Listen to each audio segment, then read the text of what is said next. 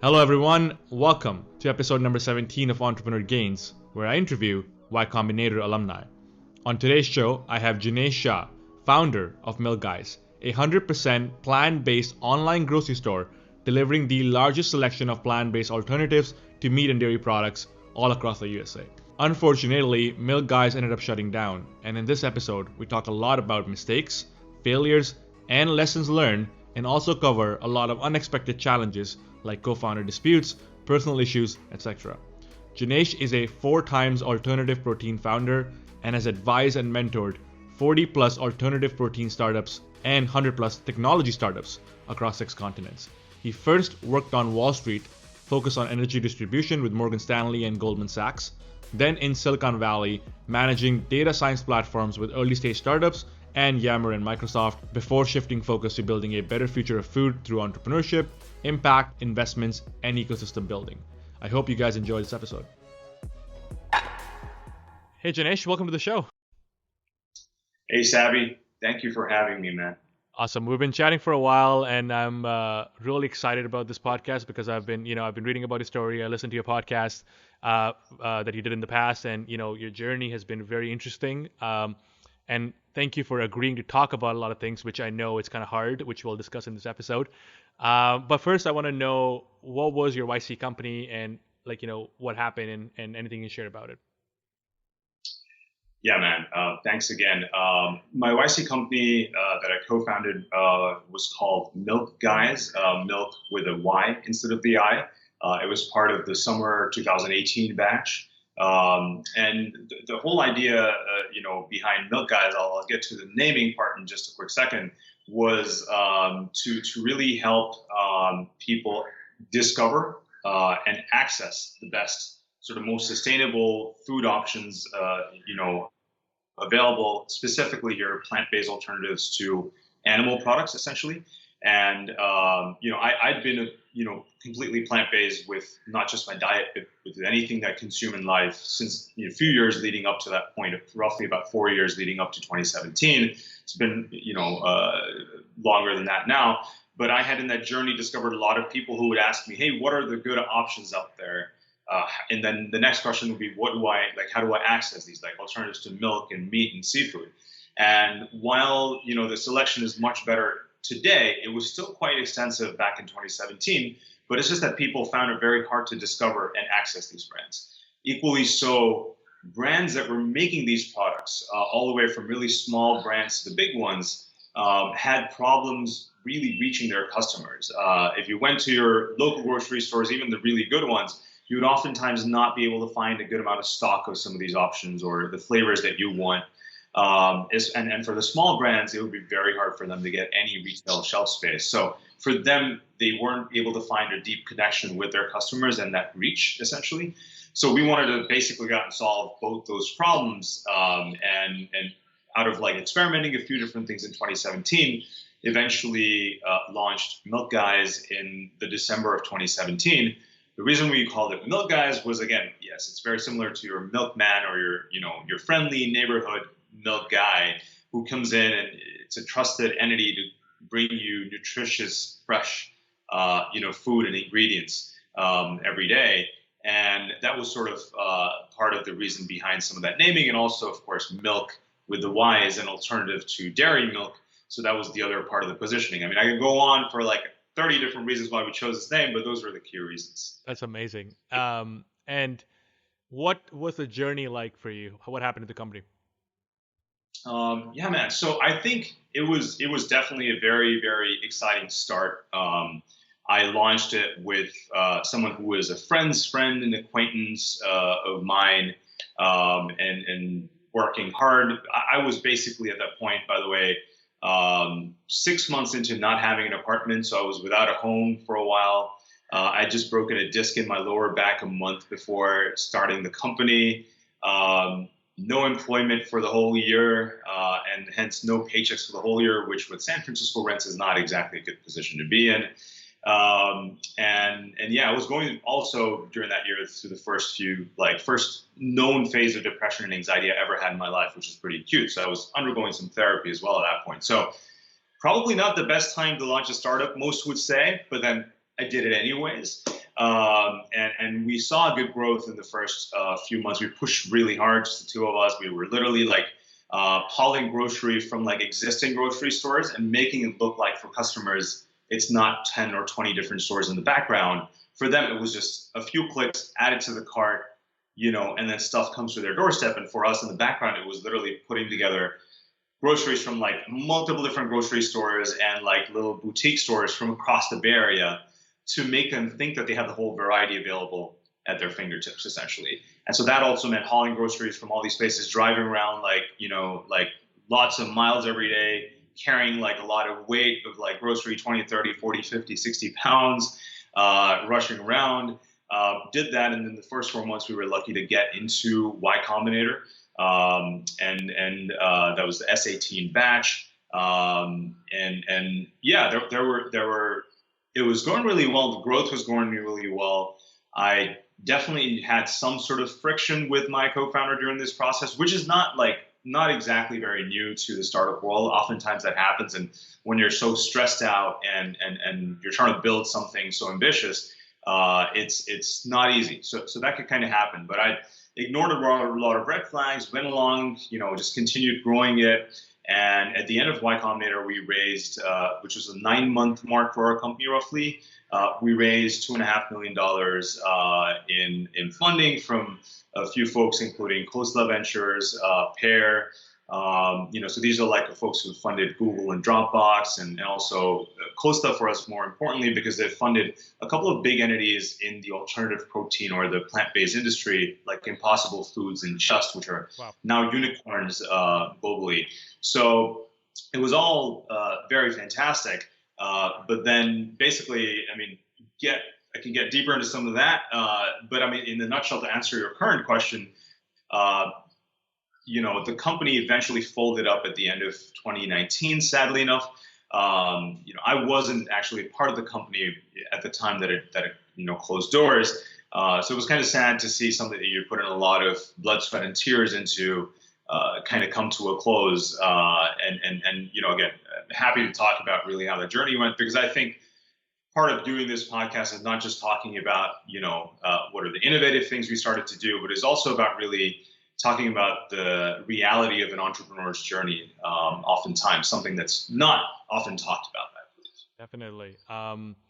Yeah, so actually, before I do want to get to that, but I want to ask you actually a couple of questions before that. Is number one, you said that you were yourself vegan since 2013 or somewhere there. Was there something that happened in your life that made you change? Like something happened in your environment, or how did that all of a sudden happen? Then you're like, oh, I'm now from today onwards I'm a vegan. How did that happen? Right. Yeah. So first of all, good to add the context that I grew up with the influence of Jainism as a religion at home. Yeah. So I was a Jain growing up, which also meant that the diet that I followed was a lacto-vegetarian diet, included everything that is vegan, and to add to that, dairy and dairy products. Yep. I'd never consumed any other animal product, including eggs or any kind of meat or seafood, ever in my life, essentially. But obviously, that also meant that I had a huge reliance on dairy in my life, and I loved dairy. Like, I was that kid who would wake up in the morning and ask for an extra plain glass of milk, or if my sister didn't drink one, I would basically take her glass and be like, fondly drink it. In 2013, though, I was basically coming to that point where I was hitting my quarter life crises, trying to question everything in life, which is like, why do I work in a certain industry? Why do I wear certain clothes? Why do I walk a certain way? Why do I talk or eat a certain way? And through that whole process of discovery, I basically discovered that I no longer am aligned principally with consuming dairy or any animal products, be it even small amounts of leather or wool or silk that I used to purchase in my life, not just food. And so in 2013, I began my journey of first thinking, let me drink, milk that's better for cows and comes from organic farm, like organic dairy, or it comes from local farms, or is it like those glass bottles and more environment friendly and stuff. But lo and behold, I dug into a lot of this stuff and realized that one, the animal-based industry, or the factory farming industry, is really, really bad for the world overall, for the planet, for the environment, for people's health, for biodiversity. not just from like an animal ethics perspective, right? You could kind of park that aside whether you think animals are consumables or not. But just from an objective perspective, the United Nations, for example, all 17 of their sustainability development goals relate in some important form to animal agriculture or animal husbandry, right? So I was like, I shouldn't be consuming dairy anymore, but then I got a little concerned. Well, what do I do without dairy in my life? Because it's an important protein source for vegetarians. Yep. And I quickly realized, again, studying a lot more nutrition and talking to a lot of friends who are doctors and nutritionists, that I don't need dairy or animal products to actually be fit, or not just survive, but in order to even thrive, I don't need any of it. So that really, and then looking into a lot of athletes, international athletes, Olympic athletes, operating at the highest level of sports in the world, not consuming any animal products and thriving, gave me the confidence. And so I believe it was the 1st of September 2013, to be particular and nerdy about it, that I stopped consuming animal products altogether in my life. That's amazing. And so I understand the part where you saw that this was not, obviously it's not good for the environment and all the stuff that's going on and all that kind of stuff, but there's a difference between like you changing and you becoming like you becoming obsessive about it, in the sense that I want to make an impact and I want to help the world and stuff like that. Like starting a company in that field, and knowing what I know about you, right? You've done multiple alternative protein ventures. You've advised a lot of companies and so on and so forth, right? So at what point did it become an obsessiveness, and why? Yeah, man, that's a good question. I think it was just like other things, a new thing in your life, and for me, it's always those Wikipedia holes you get into. You're just like, oh, what is this? And then like, what is behind it, and what are the things related to it? And it really just started there. Like, it was more just for my personal curiosity as to what are these products, what are these companies, what's this industry like, and just reading more about the details of the animal-based product industries, like the meat and dairy industries. And in the process, I realized that this is a global scale issue. We're looking to feed about 10 billion people by 2050.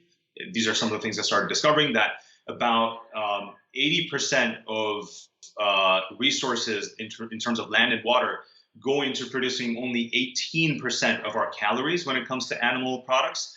So all of this was so mind-boggling. I'm like, okay, so what is the world doing about it, right?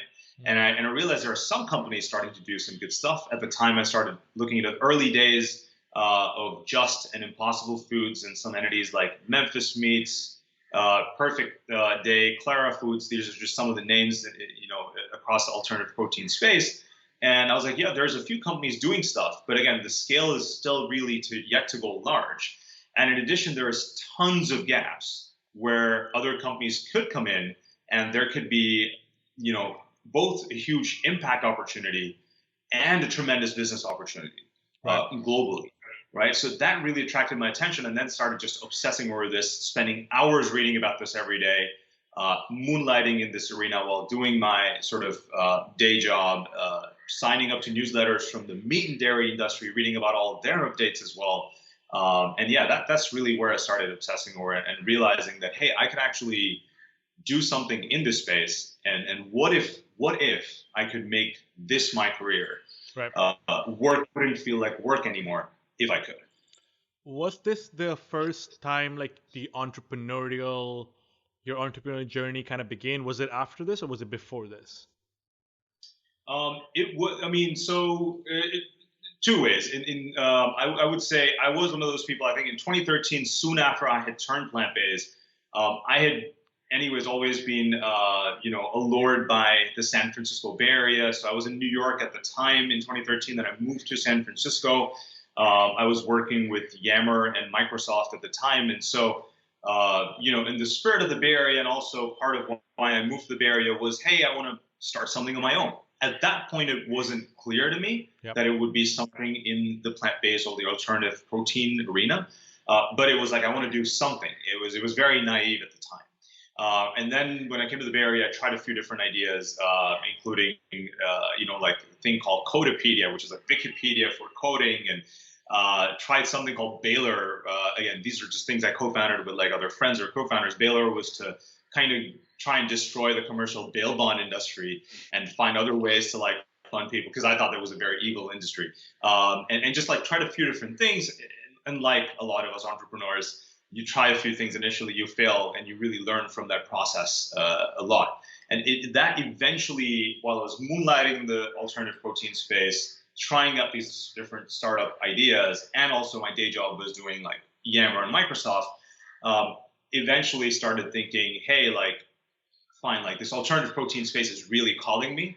I don't know how to start a company in this space because I've never been in the food space before. So my first take on that was, let me just try and find a job in this industry. Right. So I networked heavily globally with anyone I could find in this space, right from their CEOs, founders, investors to, data, marketing people, sales folks, business development, scientists, everybody, and knocked on a ton of doors. And eventually, after trying that for a year and a half, where no one was giving me a job, they were all giving me good advice and connections and help. But I was either too underqualified or too, weirdly enough, overqualified for some of these roles. I still don't digest that. I had even offered to be a janitor at some of these companies, to be honest with you. Like literally have told these to people on interview calls. Eventually gave up, and then I was like, okay, you know what? Like, if no one's going to give me a job, and if I have a burning desire to do something in this space, the only other way left for me is to start something on my own, and I know there are some gaps, so let me attempt that. That's really how being an entrepreneur in the alternative protein industry began. Got it. And so I want to know the story behind how Mylk Guys came about. Like, how did you find your co-founder? But before that, I have one more question. You were working in Wall Street, and then you moved to Bay Area, right? For going to work at the tech companies. Why did you leave Wall Street? Like, what was the reasoning you wanted to be away from there? Yeah, man. So this is again the quarter life crisis. Yeah. And part of that was triggered when I was focusing at I was at Morgan Stanley and Goldman Sachs for 6 years, focused on energy distribution mainly. Majority of the chunk was at Morgan Stanley in London and in New York for about 5 years or so. And I was focused on the distribution of energy, trading of electricity within the commodities space. And so while it was very exciting, technically challenging, mathematically challenging, it brought to bear all of my skill sets in the computer science and mathematical finance world. And of course, the paychecks were nice, the bonuses were nice, the Wall Street life, living in Manhattan. It was all very glamorous. It was all fantastic. And I was working alongside some fantastic humans too, like in terms of like how smart they were and the backgrounds that they had. But really, at the core, I was like, in the quarter life crisis, is like, what is the impact, the bottom line impact of what I'm doing? And really, how does it affect the world? Obviously, don't want the impact to be negative, but if possible, I want that impact to be positive, not just a neutral thing where I'm just like going to work, making money, and the world kind of just goes on with its business as is. And that's what led me to starting to lose interest in the investment banking or the trading and finance world. And I switched to a company called ZocDoc, which is a healthcare tech company, one of the unicorns in the tech world, one of the first ones to help people book appointments online to avoid the ER costs and get better quality treatment. So I could relate to that problem, given I get injured a ton, essentially. One of those people whose insurance gets used really well. So I realized this was a good problem to solve. Saw the company, had a friend who was working there, recommended me and referred me in, and started working there in 2013. And then from that point on, I was like, hey, this working in the tech industry is nice. I think I can really adjust to this and like this. And so then the holy grail of the tech industry is always San Francisco, the Bay Area, and Silicon Valley. And so that's really what led me to eventually, after roughly just under a year at ZocDoc, moving to the Bay Area and starting my journey there. Got it. Perfect. And then you came to Bay Area. You worked at a few companies, few startups, and then how did you? I remember you mentioning you met your co-founder at Instacart, or yeah. So yes, I mean Instacart is in the picture. So how it happened was I was at Yammer, which was part of Microsoft at that point. One of my ex-colleagues who had just moved out of Yammer had moved to Instacart, and I'd gone to visit the office one fine day. Or I believe it was some sort of a home party where there was a lot of Instacart people because of his party. It was one of these two where I basically then met my co-founder at the time, who was more of like my ex-colleague's friend, like my friend, an acquaintance, and so that's really how we connected. And I believe it was in 2013 that we sort of late 2012 we had kind of just connected, and again early 2013 we kind of connected again on the social medias, just kind of having a chat around certain things. And yeah, we just spent a lot of time talking to each other in 2013. We hadn't really worked on anything in the past. I hadn't known him too well, but I thought that I got to know him well enough during like the few months of conversations in 2013, and so we started experimenting on a few different ideas. I came deeply from the plant-based, knowing the alternative protein space. He came from the Instacart world, so I thought, hey, this is like online grocery delivery. And while he didn't have any previous existing interest in the alternative protein world or that impact that it can have, he wanted to do something in the food space.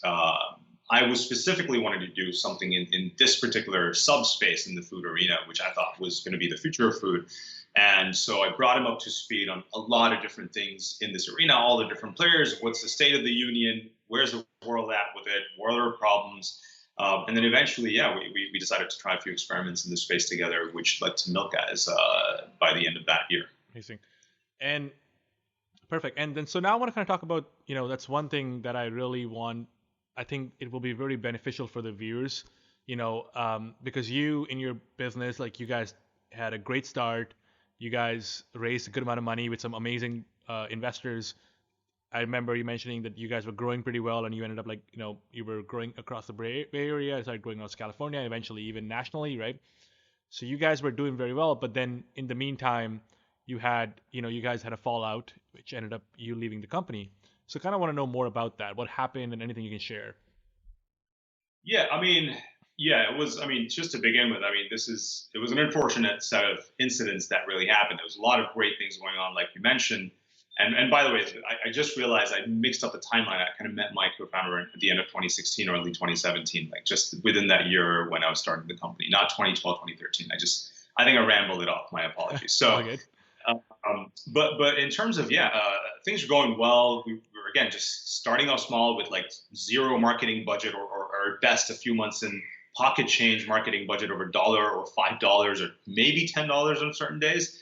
Because we didn't have funding to begin with. So we pushed hard for growth. We're starting to see response from people in San Francisco, in the Bay Area, obviously targeted directly for customers who were already plant-based, for example, and we're just looking for an easier way to continue being plant-based, although the vast majority of the focus for me was always flexitarians, because that's where the real big impact sort of lies in terms of being able to shift people's diet in a meaningful way for this planet.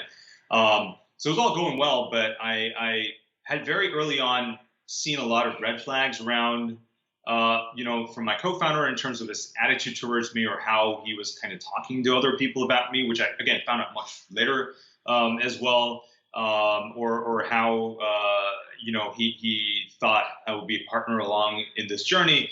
But I just thought, hey, this is like work of passion. I've been wanting to do something in this space so desperately for so long that I ignored a lot of these red flags. So I started seeing a lot of red flags around his attitude towards me, how he saw partnering with me in the future of this company, and basically starting to sense that, again, that I was being used in the process in some ways. But again, I thought, hey, it's fine. Like co-founders have issues. Like we're working together for the first time. It's okay. This is like, let's keep this in-house. We'll sort it out. We're two mature individuals, grown-up human beings, and beans don't have to be spill out.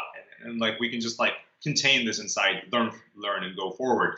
But then unfortunately, I quickly realized that was not the best one. Like a lot of my friends, my girlfriend at the time, everyone was like telling me there's a ton of red flags. Like I shouldn't go ahead with it. But in the desperation of like doing something that is work of passion I was waiting to do something in this space. And finally, we had created a vehicle for ourselves. And I was like, hey, and now I'm able to deliver the kind of impact that I want to deliver and starting to scale it up. I kind of ignored a lot of those red flags along the way.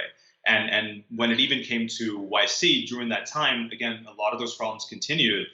But again, in a sense of keeping it in-house and not letting the company's brand be soiled anywhere else, I was not even talking to the YC partners or anybody about some of this stuff, right? So really, that's what happened there. And unfortunately, at the end of YC at demo day, that was the fortunate part. We raised $2.5 million just within a matter of a couple of weeks, which was fantastic. And beyond our wildest expectations of any sort, especially getting such big ticket VC names on board. Also got Jason Kidd of the NBA on board. This was a childhood idol of mine because I grew up playing basketball at the national level. So this was like doing stuff in the plant-based world, entrepreneurship, raising from Costa Ventures and Jason Kidd and Y Combinator. It was just a bunch of dreams coming true. So I was kind of also just like so lost in those areas and execution and just growth that I ignored a ton of the stuff. And then unfortunately I realized, soon after that, I was way too trusting of my co-founder way too soon, without having to get him to know that well. Wasn't even included on the incorporation documents of the company because I was focused on growth. And then soon after we raised all that money, I basically had owned roughly half of the company and ended up kind of being forced and cornered into a settlement where I just ended up keeping a tiny, tiny part of the company, pretty much right after raising $2.5 million, essentially. That's tough, man. How did you how was this? Whoa, I can't even imagine, man, because that is. I've had my share of co-founder disputes, so I understand where you're coming from, and I've done that as well, where the feeling of once this is just for this time, once we have that. Once this is over, once we are successful, then we don't have to worry about that, whatever, just ignoring that so that in the future, your goals are so important that you're like, okay, whatever, I'm gonna just I'm not gonna worry about it. I'm gonna just go with it just for now. I've kind of had my share of co-founder disputes, and I've seen what you mean. Not as crazy as yours. Yours are it reminds me of the Facebook movie, but mine's more where same as you in the sense that I was like, things are going well, and I'll worry. This will all pass, and the goal or the success is so important that it doesn't matter. But in the end of the day, it does matter, right? It really makes you, it hurts you, and it makes you very weak, and there's so much stuff around that. How did you deal with that? Yeah, man, it was hard for sure. For me, yes, I was always more married to the mission of ensuring that we build a better future of food, not necessarily just the company Mylk guys or any specific human beings. But again, this being my first entrepreneurial journey ever, especially that took off in a serious way, I was attached to it pretty deeply, right? And all the highs and lows that come with it, you're really attached. It's an emotional journey, like you mentioned. And I also really, again, had nothing personal ever against my co-founder ever. Right. We didn't. I personally didn't have anything. Kind of actually thought of him as a brother. So when the separation happened, it wasn't just me losing out this amazing vehicle that I created for impact in this space for business. That was all already very hard to take, but it was also in the process losing out a co-founder that I had thought until a certain point that was more like one of my closest friends or confidants or sort of brothers, in this world. So it was hard. It was also hard the way it ended because there were very below the belt shots of threatening my immigration situation. And I'm mentioning these because it kind of paints a picture of really what is a pain I had to deal with, I guess, in this case. And also trying to, I guess I talk openly about this, also below the belt shot and trying to threaten me with drug use charges for consuming the California greens, essentially, which again, in California is all legal. And also co-founder also partook in those things. So it was very, very painful at the time. Not just an amicable parting. It was a pretty hard, rough parting ways. So I basically at that point just tried to find the quickest way to settlement, which didn't turn out well for me. Took a 3-month sabbatical, went back home to India, to Mumbai, here at my parents' place where I'm at right now, again, and just tried to disconnect for a while, disconnect from all Instagram, social media, anything related to Mylk guys. Didn't want to look at things related to YC for some time. And eventually that's what really helped me to sort of, recover from it to some extent, if not completely. This stuff takes a while to recover from. So 3 months is definitely not enough, but that's really what I tried. And then I went back to San Francisco, jumped back into the game of, again, focusing on doing more stuff in the same industry. Got it. So I really want to, like, because a lot of people, most of the people I've talked to who've had co-founder disputes, especially the company's still going and they don't like talking about it because they can get sued and they're out of the company, right? And I'm so happy that you're open talking about it. So I kind of want to know, and because I know, I mean, the biggest reason startups fail is because of co-founder disputes, right? So first of all, why do you think that is? Um, yeah, it is. It is. I believe statistically, like published by there was some statistics published by Forbes a few years ago where it said it's a third highest reason for startups to fail. The other two being not getting enough funding or Right. not the market not really having a need of your company. So you're right. It's a pretty big problem. I personally think, at least from my own learnings, the key was to take your time to really get to know the person you're founding a company with much better. Sometimes the situations don't allow for it, so you kind of like think there's an opportunity, the time is right, you don't want to wait for too long, and you kind of just jump into it, right? Which kind of what happened with me. So sometimes you don't necessarily get to plan it out like you should. So ideally speaking, though, I would say my best, the best pairs of co-founders I've come across so far have been ones who have worked together for a few years in the past, or have been colleagues in the past, or have co-founded, or even done some initiatives or projects together, or have known each other since college or school days or childhood, or have shared a few years of like friendship together with each other, where they've built like deep trust. Again, you still have co-founder issues, but I think with these, the probability really goes down in a big way. And also, I mean, of course, on the tactical side of things, it's more like ensuring that there's not too much overlap in skill sets, that there's complementary skill sets that you're bringing to the table, and such as well. And how do you see the vision of things developing? Can you have mutual respect amongst each other, and that deep trust as well? So to me, yeah, forming that bond, that trust, and having some past, experience of having worked with each other in some form or shape, I think really goes a long way to finding a good co-founder. That's a very interesting point you made because I think I have been through that as well. I think a lot of times, and because I get that question a lot where people are like, oh, I want to start this business and I don't have a co-founder, especially tech co-founders, right? And they're like, where do I go? And then you see people going on these fucking weird ass sites to try to find a co-founder, which is like you're basically it's like getting married in a sense, right? Like, um, I I think it's an interesting point, but looking back now, when I look back at it, I think you're right. It is the narrow mindset, especially when you're young, especially when you're 20s, thinking this opportunity would never come again because for some reason this is the goal you hit, and you're like, I need to make it work right now, otherwise I would never be an entrepreneur, or this will never work, or I will never have an opportunity like this. This weird narrow mindset, and you get greedy, and you just like you don't think logically because you're so. Would you say that's correct, kind of thing? I think so. Yes. I mean, it was a similar thing for me. I was a bit older at the time. As in, I was 30 at the time, but Yeah. I was in the space similar, like you said, which was like I just, spent a couple of years in Silicon Valley. Everyone around me is a 20-year-old with a Tesla and an apartment in San Francisco doing some amazing startup. And I'm like, my opportunity and my time is going away so fast. Yeah. I need to do this now. And hey, I mean, like my co-founder seems to kind of fit the mold, even though I don't know him too well. So why not? Was like, yeah, it was exactly what you said, essentially. Yeah. Yeah. After having done that, looking back, it's been 2 years now, almost. Yeah. Right. How do you look at it now? Like, I'm just curious because I know how I look at it now. I'm curious to see how you look at it now. Yeah, man. Lots of good lessons. I mean, these are the times when life teaches you most of the lessons. Success is a bad teacher. Failure is the best teacher.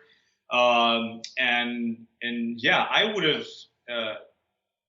I would have still jumped in the initial piece of starting the company with him, but the red flags that I saw very early on, I am now very cognizant of those. If I get into any business understandings with people, if I see these red flags early on, it's an indication to me that it's an even bigger set of issues coming down the line.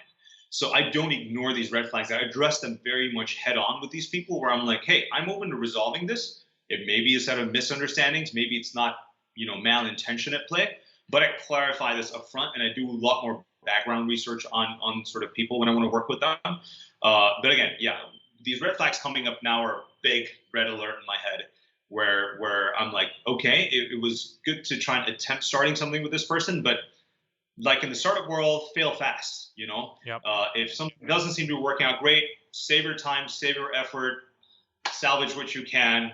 You know, pause. End that journey, and then figure out a different way to do it, or maybe start by yourself, or find someone else to work with. I love it. Essentially. I kind of want to give viewers another perspective, like from my end, and because like, I can kind of relate to you so much, and kind of what you're saying, I kind of did the exact same thing, but I liked it.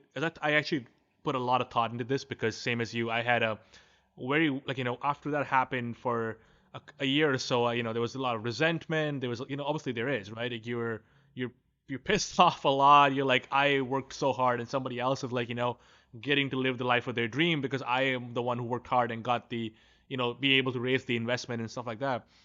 For me, moving on, I guess, one thing that I do now, which is very interesting, is like the concept of boundaries, right? So I think about like, okay, well, what are my boundaries? What are my values? Whatever. And when I'm working with a co-founder, like I am very clear on what my role is, what their role is, right?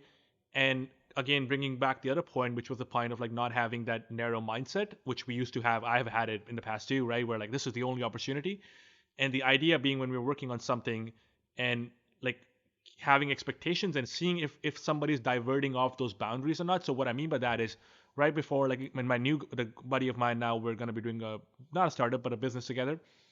Like I made him write down all his values, all my values, right, on a piece of paper, all our previous startup experiences, what went wrong, what went right, what is the biggest thing that pissed us off the most, what is it that we can take, what is that we really appreciated, right? And then so now we both know where we both stand, right? And so now we know, okay, what is the one thing that pisses this guy off the most, right? So for me, one thing that I saw, and I don't know what it is. Maybe it's one of my characteristics where if I don't see it, it's very hard for me. Like I start like judging or like So for me, it's very important to know that somebody's working or like just like or like knowing they're not working. I'm okay with it. So with me and my buddy, I was like, you know what? I don't care if you work 40 hours a week or 60 hours a week or 8 hours a week. All I care about is just you being completely straight up with me and be like, hey, bro, I don't feel like working today because I want to go spend time with my family. I don't feel like working today because I want to go party. I'm okay with that completely. But I just want to know, right? Yeah. And if that's the case, then if someone's okay, if I'm being super honest, and I'm like, you can work 8-10 hours a week and provide the value, don't matter. I'm not trying to go 40 hours a week thing here. It doesn't really matter. As long as you Yep. do what you're doing, and as long as you stop lying and as long as you stop being super authentic and like like who you are, like I usually I don't like to go 40 hours a week because I'm not that guy. I'd rather work less hours and do bigger things. And Right. and as for me, and as long as we're on the same page, there's not going to be any fights because we have our boundaries are set, our expectations are set, and it's been crazy. It's been 6 months. We haven't had a fight yet. Like, and it's been That's amazing. yeah, I love that. I definitely take a page or two from your methodology here. So yeah, transparency, drawing those boundaries beforehand. I think those are two very key things that you yeah. mentioned. And the last thing I would say is empathy. I think one more thing I've added is like having a thing where every week we have a personal Slack section where for 1 minute we'll talk about what's going on in our personal lives, anything bothering us, like anything, and it could be anything. It could be like, hey, I'm having women problems. Totally fine, right? But the idea being, when you're being honest that, hey, I'm going through something, and you have empathy for the other person, like then you're not gonna make assumptions that this person's fucking around, where like where somebody could be going through something in their personal life, right? Yeah, absolutely, man. And it's been such an amazing kind of lesson for me moving from the back and like moving from what happened in the past, and it's been really good so far. But yeah, man, like I can't even imagine how much what you went through because I know I had resentment of just being and I resigned on purpose. So I can imagine how what you went through. Yeah, no. First of all, you make really good points there. So I definitely 100% support like the framework that you mentioned in terms of like trying to make that more successful and lesser prone to failure. But yeah, these things are hard to get over. It took me a while. I'm mostly completely over it now. But when I look back, still, it's not the best of memories to sort of revisit.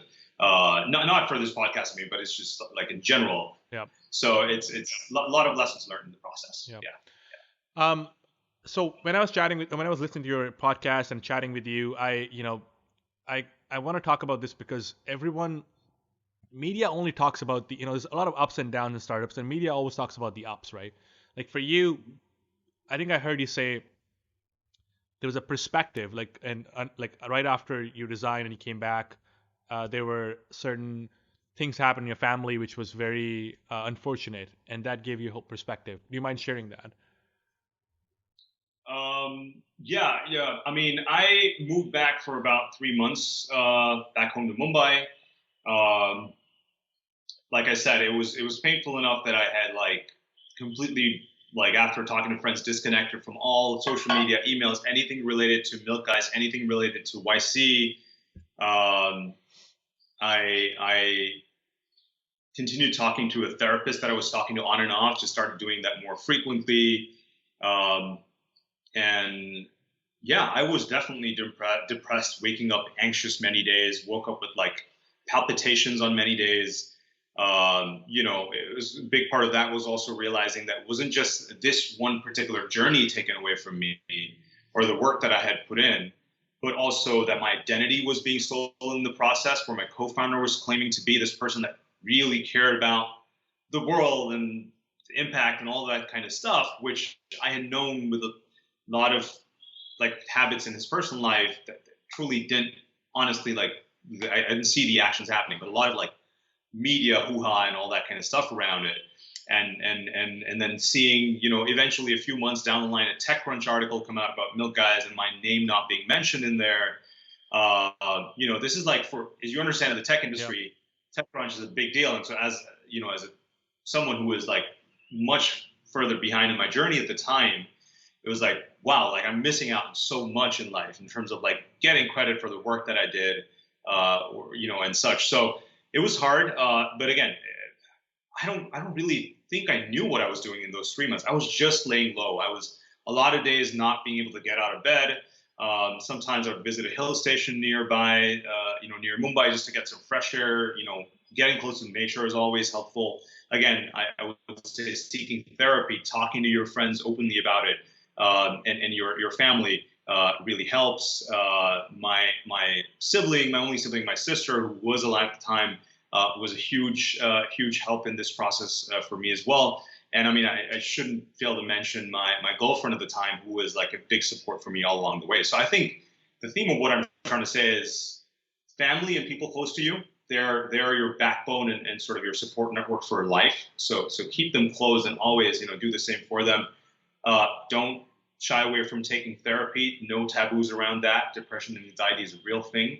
And do things that you love, be it sports, being, going out in nature. Really, those are the things that I did to try and heal myself in the process, or at least do some of the healing before I can like jump back in and get busy with work again. So that was the last piece, was like forcing myself to get back into it, get back into the mix. Flying back to San Francisco to the Silicon Valley world again, that bubble was hard for me. And it made me anxious, but it was just like taking baby steps and getting back into it, realizing that I still have it, that I still have what I have bringing to the table, and that I can still continue my journey even without Milk Guys or even without my ex-co-founder. Perfect. And then after that, you went back to San Francisco, and then there were like some challenges that you had to deal with personally. Can you share what happened? And Yeah. So when I went back to San Francisco, took baby steps, started doing again work in the alternative protein industry again, the one that is again my life mission. Uh, Got an amazing opportunity to work with Just, which is one of the unicorns in this space, and I've known the founder Josh Tetrick for some time and worked with him and the executive team. They're amazing people on expanding their product to India as well, and looking at what that might look like in international expansion. That was an amazing project. Soon after, though, I had the worst nightmare that an immigrant can have, which is basically the nightmare became real, where I got a call middle of the night saying, hey, my sister is really unwell and things are getting worse. So the background there, the context was a few days before this call, my sister had just, contracted a fever, which just felt like maybe like a normal flu or a fever, seemed benign. And she used to get like a fever maybe once or twice a year, or a flu in Mumbai. Her immunity system was probably not the best, but again, she was still very healthy. And what I quickly realized is her health started like de-escalating getting really bad very quickly, and the situation escalated. So within a matter of about 24 hours, I decided to just like fly back to India to be with my sister because things were getting bad. It may have required me donating some like part of like my liver or something to her. And so I was like, yeah, whatever is necessary. This is like my closest friend and one of the most important people in my life. So I flew back, but then the unfortunate thing that happened there was that my sister passed away before I landed even in Mumbai. So I was like in my flight mid-Atlantic. And yeah, so she passed away at the age of 36. A big shock to the system, and yeah, that really changed life in a huge way for me at that point. Crazy, man. How were you able to? And I know you talked a lot about therapy right now, and like other stuff, like your family being a backbone, your friends. But at what point were you able to, or like, that is so hard. Startup, getting kicked out of your own startup, right? Then your closest friend or your family passing away at a young age. How did you get out of? How did you like come back to like normal and carrying on your mission of like like making an impact in the world and stuff like that? How did you get out of that?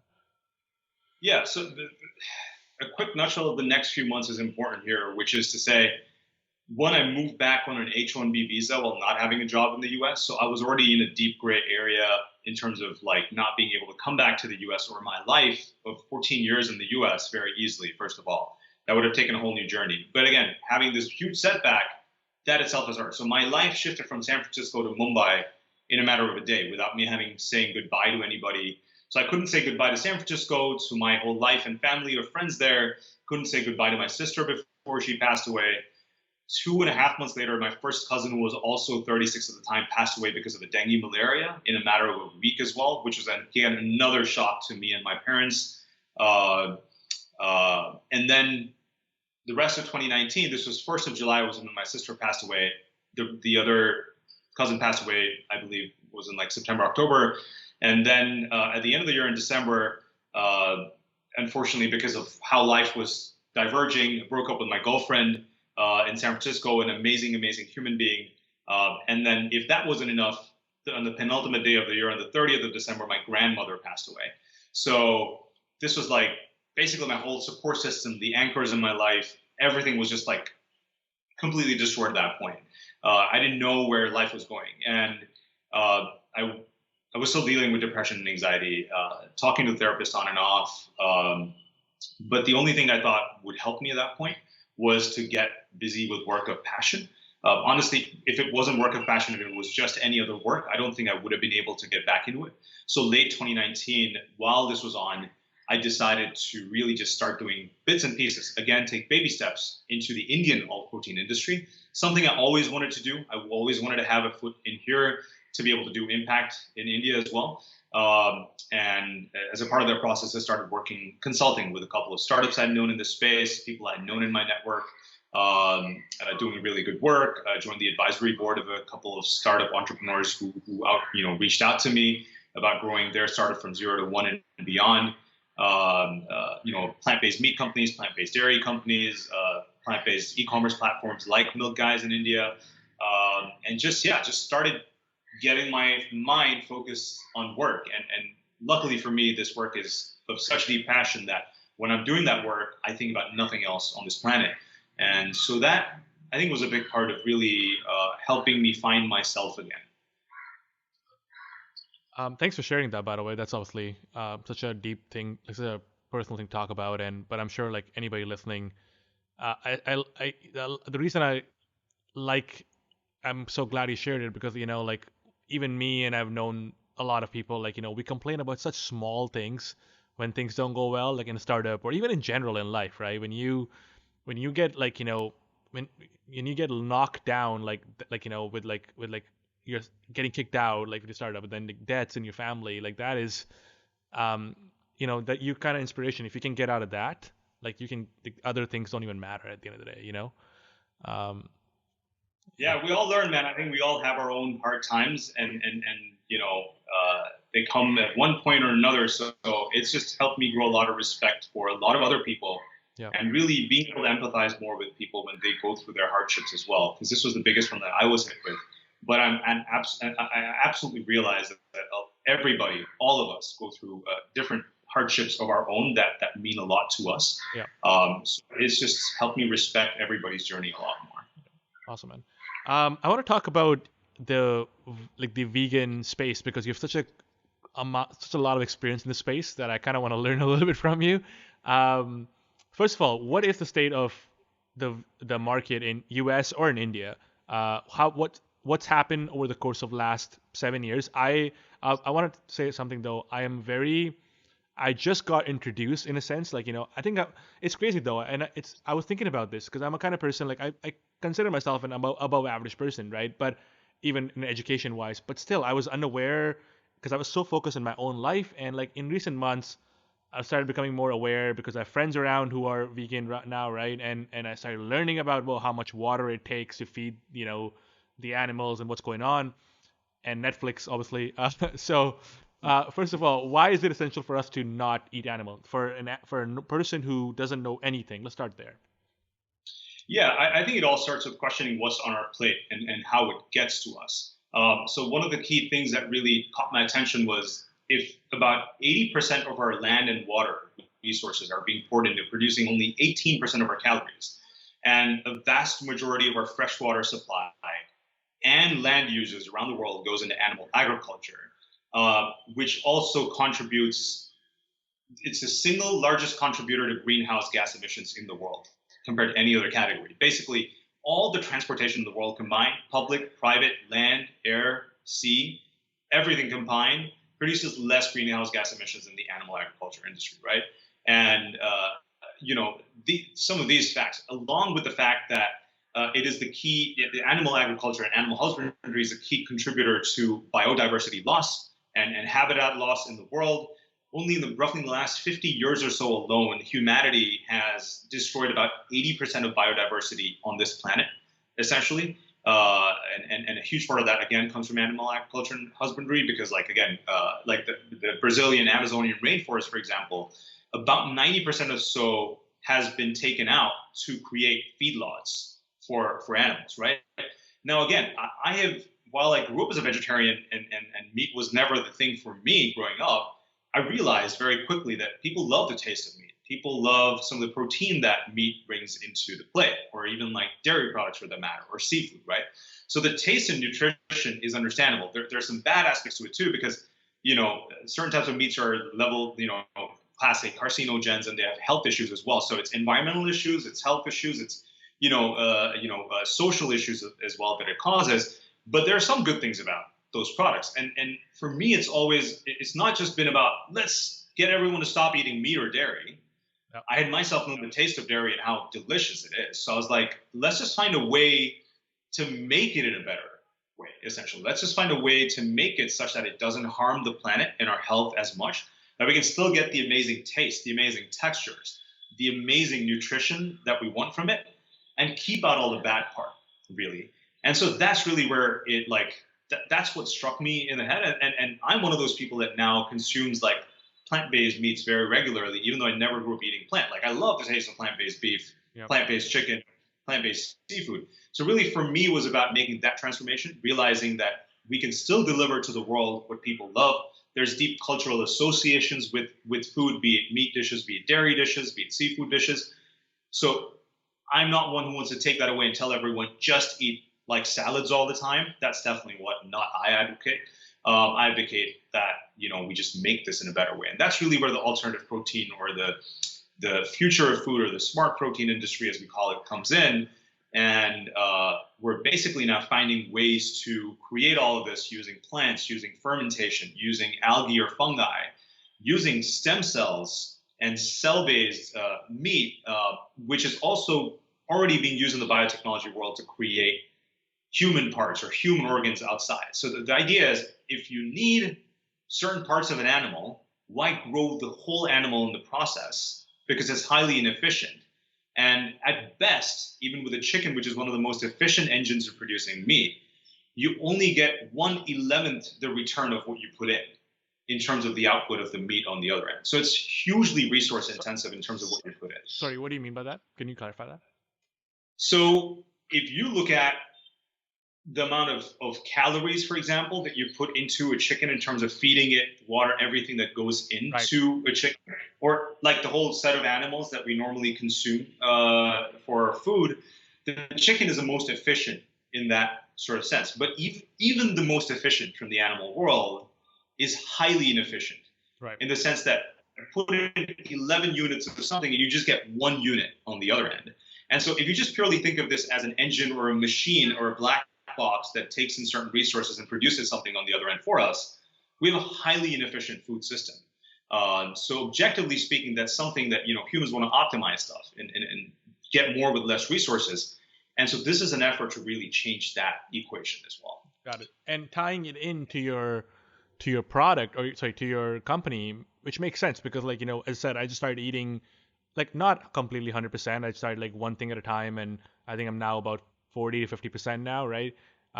And I didn't know anything about the space, nothing. I still barely know anything, but it's crazy to think about it, like how my friend told me about this one company, and now I'm ordering, like, meat, plant-based meat from this company, and it's interesting to see now, like, makes sense why, like, the product, the e-commerce platform you guys came up with makes so much sense, because I don't know what exists out there, and so you guys were making it so simple for, like, somebody, even like someone like me who had a taste. Friend told me about it. I'm like, oh, what else is there? And now I can go check out and try different things and see what I like and which one I don't like and stuff like that.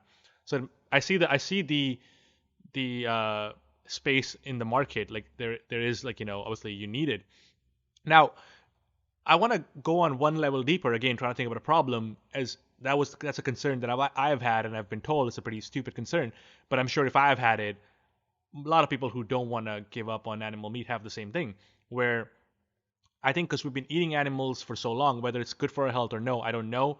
That's just been so long that we're used to it. But when it comes to something new, right? My first question was, are there chemicals in there? Right? Is it lab made? Is it good for my body? So how do I learn about that? Yeah, absolutely.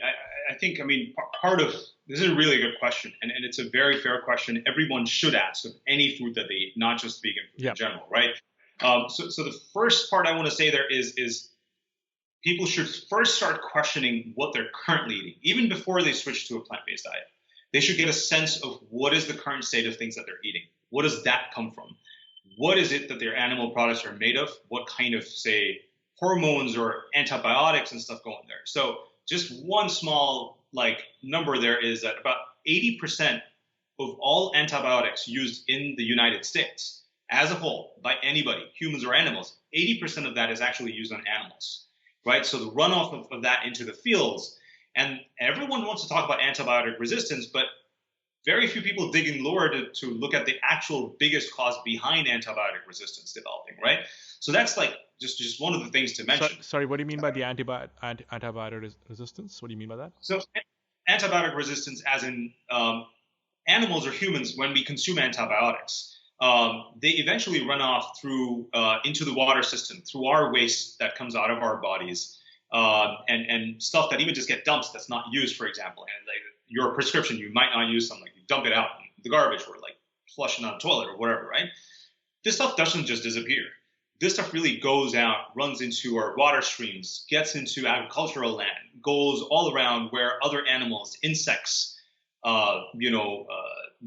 microorganisms, they feed on this stuff, essentially, this toxic, mix of these sort of chemicals and antibiotics, which now has over time caused a problem that these very things that we wanted to be resistant from, certain germs, certain infections, certain diseases, certain types of insects, now start getting completely resistant to certain antibiotics. So we were taking antibiotics to prevent ourselves from certain kind of threats to our body, but these very threats are now just getting in small doses around the world, getting used to it, essentially. So they're becoming immune to antibiotics. And that's the reason why antibiotic resistance is a global concern. Even in India, for example, 70% of antibiotics are consumed by animals. So the idea is that people are worried about the development of a superbug in the future, which is already on the way. They're already seeing huge changes and strides to the point where antibiotics will be useless at a certain point going forward.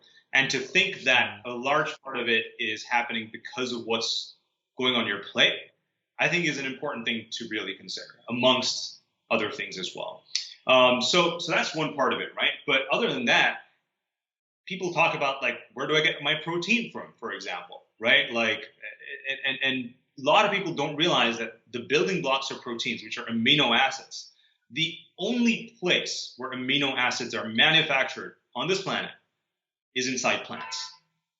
Naturally, that's the only place that they're manufactured. And most of the animals that we consume these plants in order to take these amino acids and building blocks and synthesize these very same proteins inside them, essentially. So to say that you can't get your protein from animals is quite a bit of a fallacy. It's just a lot of lack of information and misinformation that's been spread around. There's talk around like, hey, there's like these essential amino acids that humans need for bodybuilding and for muscle building and to be an athlete. I don't want to just be like a thin, weak person who's like environmentally driven by animal welfare. But then you have the leading most athletes in the world, right from the NBA to the NFL to Formula One to Olympic champions. The only male to represent the U.S. U.S. weightlifting team in the last Olympics, for example, was plant-based completely. So if you tell me you can't get enough protein from these things, I would really ask people to go back to the drawing board, learn a little bit more about where protein comes from, and also to allude to the chemicals aspect that you mentioned. There are products out there in the plant-based world that are not good for you, right? So, for example, I'm not recommending you sit and eat potato chips all day, right? Potato chips are also vegan, but they're fried and they have a lot of other things which you shouldn't consume too much of. Like, just like in the non-plant-based world or the animal-based product world, there are products with a lot of things that you shouldn't be eating. It is similar. There are bad things in the plant-based world, but the processing that we're talking about with these meats and the meat alternatives that we're referring to are processes that aren't actually as evil as they talk about. These are like similar to how my mom takes like wheat flour at home or like wheat at home or like basic ingredients, dries them, pulverizes them, stores them overnight, marinates them, make certain like shapes out of them or something like which realigns the proteins in there. It's just that we are not used to taking everyday cooking in our lives, realizing what is the scientific term for the process, and then sort of starting to think that sort of the industrial scale processes are certainly painted in bad light. A lot of it is also about lobbying, where there's a lot of people who stand to lose a lot from lesser animal products being consumed. So there's a ton of misinformation also being spread out. So again, don't get me wrong, it's not all holy and green and all great in the alternative protein world. But yes, not all of it is bad. A lot of it is actually way better for you. There is no cholesterol in any of this food, for example. There are no carcinogens in this food, for example. So I think that should get people thinking a little more about what they're eating now. It's amazing. Is there any place you learned or people can learn from you recommend? I would say starting with a couple of again Netflix documentaries. I think they're a good sort of packed way to learn something about it to begin with, to whet your appetite, and then the whole wide world of Google and Wikipedia is there. But What the Heck is a documentary. Cowspiracy is a good documentary. Game Changers is a great documentary. I would recommend these three to get yourself started and questioning these things more in order to really start altering your diet in a way that suits you better and suits the world better. Awesome, man. Thanks for sharing that. I want to end this one with, the question kind of like I ask everybody because it's a YC podcast. How was your YC experience? Yeah, man. The YC, first of all, I mean, the fact that we're talking to it is a testament to the fact that the YC network works, right? Yep. I've been able to connect with some amazing folks like yourself, doing interesting, innovative things around the world, trying to change the world in meaningful ways. And to me, the biggest takeaway from YC has been that network of people, because just being around these people, even if not physically, virtually, has helped me elevate my thinking to a different level. And I think we all get mutually inspired by each other and by each other's journeys. So, I mean, I have to, this is not just a shameless plug-in, but I mean, this is just to mention that I love what you're doing here as well, with bringing other YC founders' journeys to the floor for everyone to hear about and see, and hopefully drive something good from as well. So really appreciate you doing this as well. And yeah, for me, it was a network. For me, it was being in that packed environment where everyone's thinking about, like, one of the core companies that we had was using water as like a like a propellant for rockets going out to launch satellites and stuff like that. And I could Yeah. go on with the list. I mean, Yeah. it's just fascinating. It just you're sitting there working in the tech industry in Silicon Valley, which is already pretty innovative, but then YC is an even more dense sort of concentration of folks from around the world. So for me, the key thing has been that, and some of the key other learnings were also how to cut the bullshit even more, how to get straight to the point even more, Yeah. Value people's time even more in the process, and yeah, I think those are the key things for me. I mean, yeah, yes, there was learning from like the partners as well, and from the pattern recognition from the past as to what went wrong with startups, what you shouldn't do, and all of that kind of stuff. But the network and the inspiration that I got from the network, and I continue to get today from people like yourself, is really what was the most valuable thing for me from the YC experience. That's amazing. Same for me, man. It's being able to talk to some of the most amazing people in the world, and like just the way there is this crazy, like the way everyone thinks. Everyone's like such an amazing community helping each other out. Like it's very positive, and just having the ability to like reach out to like someone like yourself, and like talk to you, and like even like pick your brain, or like example like right now I was talking to you about like this, like where like me trying to understand the whole vegan space because I'm trying to slowly move into it, being able to just talk to you because you've been in it for 8 years now, or even more. It's so cool. You know what I mean? And that's just like you don't get that everywhere, and yeah, it's such a cool thing. Cool, man. Yeah, man. Wanna end this podcast with the last thing that I do, which is four quick fire questions. So 1 to 2 sentences. I'll start with the first one. One unconventional, thinking outside the box kind of thing you guys did in your business. Actually, by the way, before you answer that, I kind of know one thing where you said you would like basically go out and pick up products and put together, which is pretty cool, I think. Uh, That was the first one I would say, but what I'm kind of, this was a smaller thing that I think had a pretty big impact. We worked with a bakery in San Francisco and turned all their egg washes into plant-based egg washes. We actually turned it to be better for them, helped them serve a larger audience, and they still continue to grow really well as a brand in the Bay Area. So offbeat, small thing, but I think that really made a difference to a lot of people in the Bay Area. how did you do that again? Can you say that again? How did We that? we were supplying some of their products on our platform. We were the first ones to take it across the Bay Area as one of those fresh product segments, not just CPG products. And I realized that some of their products, the only thing that was non-plant-based in there was the egg wash that they use on top of their baked products, essentially. So this was like more like an Israeli kind of bakery with amazing, amazing stuff that they used to make. And basically just went out and gave them like 5 different options of different like egg alternatives that I had come across in my own life, essentially. And they tried it out. Lo and behold, one of them really worked well for them. And from that point on, they're like, this just functions better for us. And it now opens the doors to a lot more of our menu to so many more people, especially with flexitarians as well who want to like consume more and more plant-based products like yourself. It really opened the doors for their business even more so. I mean, they were already fantastic, but I think it just added another notch of amazingness to it. Cool, man.